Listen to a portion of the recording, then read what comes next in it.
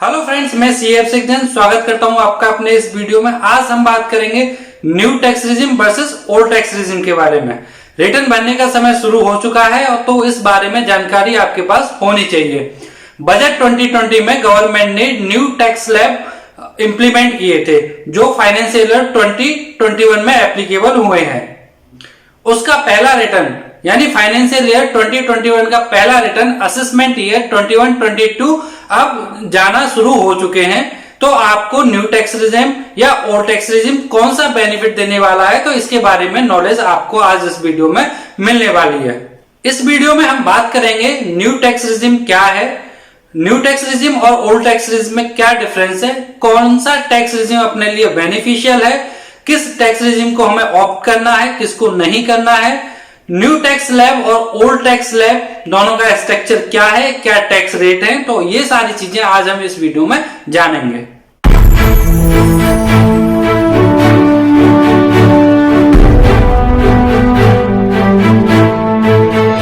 सबसे पहले जानते हैं कि ये न्यू टैक्स रिजिम है क्या। बजट 2020 में गवर्नमेंट ने टैक्स रेट्स में कुछ चेंजेस किए जिसको न्यू टैक्स रिजिम का नाम दिया। टैक्स रेट क्या है वो आगे हम जानेंगे। गवर्नमेंट ने टैक्स पेयर्स को दोनों ऑप्शन दिए कि आप चाहो तो ओल्ड टैक्स रिजिम जो पहला पुराना टैक्स रेट का स्ट्रक्चर है उसमें रह सकते हो, या फिर आप चाहो तो न्यू टैक्स रिजिम यानी कि जो नया टैक्स रेट का स्ट्रक्चर उन्होंने बजट में अनाउंस किया है आप उसमें रह सकते हो। ये दोनों ऑप्शन है टैक्स पेयर्स के पास। किस टैक्स पेयर्स के पास कौन सा ऑप्शन है ये भी हम आगे जानेंगे। आप जो भी टैक्स रिजिम ऑप्ट करना चाहो ऑप्ट कर सकते हो। न्यू टैक्स रिजिम जो है फाइनेंशियल ईयर 2021 यानी कि 2020 और 2021 से इंप्लीमेंट होने वाला, जिसका पहला रिटर्न असेसमेंट ईयर 21-22 अब जाना शुरू हो चुके हैं। सबसे पहले जानते हैं कि दोनों टैक्स स्ट्रक्चर के टैक्स रेट क्या है। ओल्ड टैक्स स्ट्रक्चर में क्या रेट है, न्यू टैक्स स्ट्रक्चर में क्या रेट है। तो चलिए पहले टैक्स रेट जानते हैं। Tax rates new versus old. Taxable income first column में, सेकंड में एग्जिस्टिंग टैक्स रेट यानी ओल्ड टैक्स रिजिम, और लास्ट कॉलम में न्यू टैक्स रेट यानी न्यू टैक्स रिजिम। 0 से 2.5 लाख रुपए तक यानी 2.5 लाख रुपए तक की इनकम एग्जेम्प्ट है। दोनों ही टैक्स स्लैब्स में कोई टैक्स नहीं है। 2.5 लाख से 5 लाख तक दोनों ही टैक्स स्लैब में 5% टैक्स है। अगर आपकी इनकम 5 लाख से कम है तो आपको टैक्स रिबेट का बेनिफिट मिलता है जिसमें 12,500 रुपए तक की आपकी छूट होती है, यानी 5 लाख तक की इनकम पर आपको 0 टैक्स हो जाता है। 5 लाख से 7.5 लाख रुपए आपकी इनकम है तो एग्जिस्टिंग टैक्स रेट में 20% का स्लैब है और न्यू टैक्स रेट में 10% का है। 7.5 से 10 लाख रुपए अगर आपकी इनकम है तो एग्जिस्टिंग टैक्स रेट में 20% और न्यू टैक्स रिजिम में 15% टैक्स आपको देना होगा। अगर आपकी इनकम 10 लाख से 12.5 लाख रुपए तक है तो एग्जिस्टिंग टैक्स स्लैब में 30% और न्यू टैक्स रिजिम में यानी न्यू टैक्स रेट जो है वो है 20%। अगर आपकी इनकम 12.5 लाख से 15 लाख रुपए के बीच है तो ओल्ड टैक्स रेट में आपको 30% और न्यू टैक्स रेट में 25% के हिसाब से आपको टैक्स देना होगा। अगर आपकी इनकम 15 लाख रुपए से ऊपर है तो दोनों ही टैक्स स्लैब्स में आपके ऊपर 30% का टैक्स लगेगा।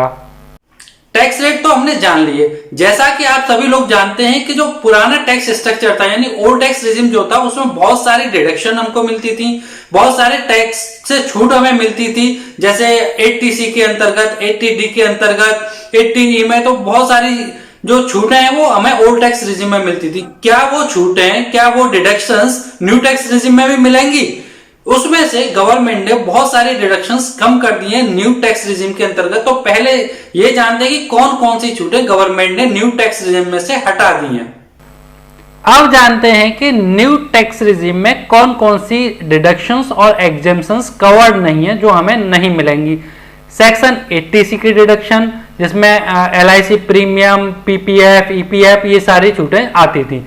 80D डिडक्शन यानी कि मेडिक्लेम वगैरह की डिडक्शन हमें नहीं मिलेगी। सेक्शन 80E की डिडक्शन नहीं मिलेगी। लीव ट्रेवल अलाउंस नहीं मिलेगा। हाउस रेंट अलाउंस नहीं मिलेगा और जो सैलरी की स्टैंडर्ड डिडक्शन थी वो भी नहीं मिलेगी न्यू टैक्स रिजिम में। ओल्ड टैक्स रिजिम में ये सारे बेनिफिट आप ऑलरेडी अवेल करते रहे हैं, लेकिन जब आप न्यू टैक्स रिजिम ऑप्ट करोगे तो ये सारे बेनिफिट आपको नहीं मिलेंगे। अब बात उन डिडक्शंस की भी कर लेते हैं जो न्यू टैक्स रिजिम में आपको ऑलरेडी मिलेंगी, जो ओल्ड टैक्स रिजिम में थी और वो एज इट इज आपको न्यू टैक्स रिजिम में भी मिलेंगी। मैच्योरिटी अमाउंट LIC का न्यू टैक्स रिजिम में भी टैक्स फ्री है। Inter deduction on house property, अगर रेंटेड प्रॉपर्टी है तो आपको इंटर डिडक्शन भी मिलेगी। Maturity benefit of PPF Sukanya Samriddhi Yojana still इसमें एग्जेम्प्टेड है। वॉलेंट्री रिटायरमेंट बेनिफिट 5 लाख तक भी एग्जेम्प्टेड है। NPS contribution by employer still available as deduction under new tax regime, यानी कि ये सारे डिडक्शन आपको न्यू टैक्स रिजिम में भी अवेलेबल हैं। अभी तक इस वीडियो में हमने जाना कि ओल्ड टैक्स रिजिम क्या है, न्यू टैक्स रिजिम क्या है, दोनों के टैक्स स्ट्रक्चर क्या है, ओल्ड टैक्स रिजिम और न्यू टैक्स रिजिम में कौन कौन से डिडक्शंस हमें मिलेंगी और कौन कौन से डिडक्शंस नहीं मिलेंगी। अब जो सबसे महत्वपूर्ण बात आती है कि कब और कैसे हम न्यू टैक्स रिजिम को ऑप्ट कर सकते हैं और ऑप्ट आउट कर सकते हैं, यानी छोड़ सकते हैं। इसमें आपके पास दो ऑप्शन होते हैं। अगर आप सैलरीड पर्सन हो तो आप किसी भी ईयर में इसको न्यू टैक्स रिजिम को ऑप्ट भी कर सकते हो और ऑप्ट आउट भी कर सकते हो, यानी आप न्यू टैक्स रिजिम चाहो तो ले सकते हो और चाहो तो छोड़ सकते हो। सैलरीड एम्प्लॉयड को हर साल फाइनेंशियल ईयर के स्टार्टिंग में अपने एम्प्लॉयर को बताना होता है कि आप कौन से टैक्स रिजिम में जाओगे, ओल्ड टैक्स रिजिम में जाओगे या न्यू टैक्स रिजिम में जाओगे, कौन सा टैक्स स्ट्रक्चर आप चूज करोगे। एम्प्लॉयर उसी के अकॉर्डिंग आपका TDS डिडक्ट करता है और डिपॉजिट करता है। जब आप रिटर्न भर रहे होते हो तो वहां भी आपके पास ऑप्शन होता है कि आप ओल्ड टैक्स स्ट्रक्चर या न्यू टैक्स स्ट्रक्चर किसके अकॉर्डिंग अपना रिटर्न भरोगे। आप हर साल अपना टैक्स स्ट्रक्चर चेंज कर सकते हो, जहां आपको बेनिफिट है आप उसके अकॉर्डिंग अपना टैक्स स्ट्रक्चर चूज कर सकते हो और अपना रिटर्न फाइल कर सकते हो। जब भी आप ऑप्ट इन या ऑप्ट आउट करते हो तो एक फॉर्म आपको भरना होता है, वो आप फॉर्म भरोगे, ऑप्ट इन या ऑप्ट आउट जो भी आपको करना है उसमें चूज करके फॉर्म 10IA आपको हर साल फाइल करना पड़ेगा। अब बात करते हैं नॉन सैलरी टैक्स पेयर के लिए, यानी कि जो बिजनेस में है उन टैक्स पेयर्स के लिए। अगर आप न्यू टैक्स रिजिम ऑप्ट करना चाहते हो तो आप फॉर्म 10IE फाइल करके ऑप्ट कर सकते हो। ये आपको किसी को इंटीमेट करने की जरूरत नहीं होती। जब भी आप रिटर्न फाइल कर रहे हो तब आपके पास ऑप्शन होता है कि आपको ओल्ड टैक्स स्ट्रक्चर यानी old tax regime, new tax structure यानी न्यू टैक्स रिजिम, कौन सी स्कीम आपको ऑप्ट करनी है। लेकिन सबसे बड़ी समस्या यहां है कि अगर आपने एक बार न्यू टैक्स रिजिम ऑप्ट कर ली, फिर आपको लगता है कि इसमें हमें बेनिफिट नहीं है, हमें ओल्ड टैक्स रिजिम में जाना है, और आपने न्यू टैक्स स्ट्रक्चर यानी new tax regime opt out कर दी यानी छोड़ दी, तो आप दोबारा न्यू टैक्स स्ट्रक्चर यानी न्यू टैक्स रिजिम ऑप्ट नहीं कर सकते। आपके पास ये ऑप्शन केवल एक बार ही मिलेगा, आपको ये ऑप्शन दोबारा नहीं मिलेगा। तो जो भी नॉन सैलरी टैक्स पेयर्स हैं यानी बिजनेस वाले और अदर देन बिजनेस हैं जो उनको सैलरी इनकम नहीं होती है, तो वो इस बात का खास ध्यान रखें कि आपको एक ही बार ऑप्शन मिलेगा न्यू टैक्स रिजिम में जाने का। अगर आप उससे बाहर आ जाते हो तो दोबारा आप नहीं जा सकते। इसलिए जब भी आप टैक्स रिजिम ऑप्ट करो तो बहुत ही सावधानी से, सतर्कता से सारी चीजों पर विचार करने के बाद ही इन और आउट करना। अब समझते हैं कि न्यू टैक्स रिजिम और ओल्ड टैक्स रिजिम में दोनों में से हमारे लिए बेनिफिशियल कौन है, इसको हम एक एग्जांपल के थ्रू समझते हैं। अब मैं आपको एक एग्जांपल दे रहा हूं जिसके थ्रू आप समझ पाओगे कि ओल्ड टैक्स स्ट्रक्चर या न्यू टैक्स स्ट्रक्चर कौन सा आपके लिए बेनिफिट देने वाला है। अब हम एक एग्जांपल लेते हैं टैक्स लायबिलिटी कैलकुलेशन का। मान लेते हैं आपकी सैलरी 10 लाख रुपए है, HRA आपको 1,20,000 रुपए मिल रहा है, LTA 80,000 रुपए एग्जेम्प्ट है आपका, 80C का इन्वेस्टमेंट 1.5 लाख रुपए, 80D का इन्वेस्टमेंट 25,000 रुपए है। तो पहले सबसे पहले कैलकुलेट करते हैं ओल्ड टैक्स रिजिम में कि आपका टैक्स क्या बनेगा। सैलरी आपकी 10 लाख रुपए है, उसमें से HRA हमने माइनस कर दिया, LTA माइनस कर दिया, तो सैलरी की जो इनकम थी 8 लाख रुपए बची। उसमें स्टैंडर्ड डिडक्शन जो सैलरी वालों को मिलती है 50,000 रुपए की, वो हमने माइनस कर दी, तो टैक्सेबल सैलरी आपकी 7.5 लाख रुपए बनी। उसमें से 80C के 1,50,000 रुपए और 80D के 25,000 रुपए हमने माइनस कर दिए, तो आपकी जो टैक्सेबल इनकम है वो 5,75,000 रुपए बनी। अब इस पर टैक्स कितना लगेगा, 2.5 लाख रुपए तक 0, 2.5 लाख से 5 लाख तक 12,500 रुपए 5% के अकॉर्डिंग, और 5 लाख से 5,75,000 पर 15,000 रुपए यानी कि 20% के टैक्स स्लैब से आपको टैक्स देना होगा, यानी टोटल टैक्स लायबिलिटी 27,500 रुपए बनी आपकी ओल्ड टैक्स रिजिम में, यानी कि जो अभी तक एग्जिस्टिंग सिस्टम हम फॉलो कर रहे थे उसमें 27,500 की आपकी टैक्स लायबिलिटी बनी। अब बात करते हैं न्यू टैक्स रिजिम में क्या टैक्स लायबिलिटी आपकी बनेगी।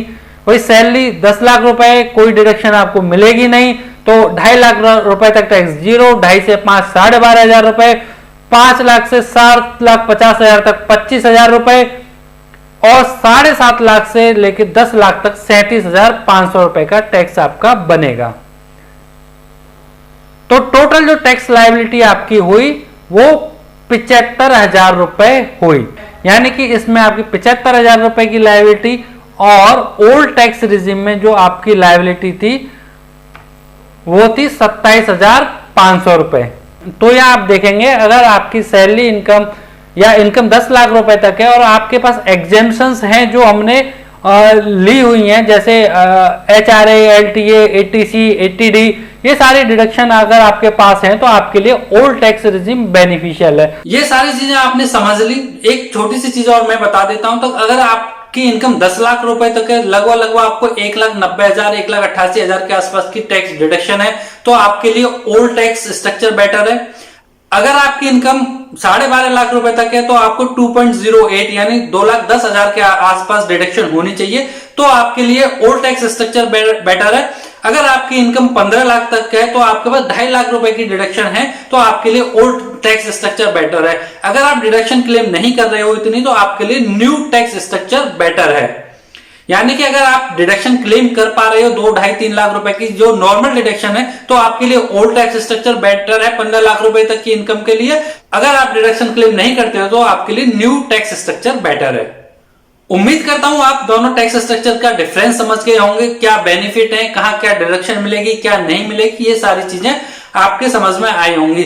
जब भी आप रिटर्न भरो अपना, तो दोनों में एक बार कंपैरिजन जरूर करो कि कहां आपको बेनिफिट मिल रहा है और कहां आपका टैक्स कम जा रहा है, तो आप उसी टैक्स स्ट्रक्चर को ऑप्ट करो।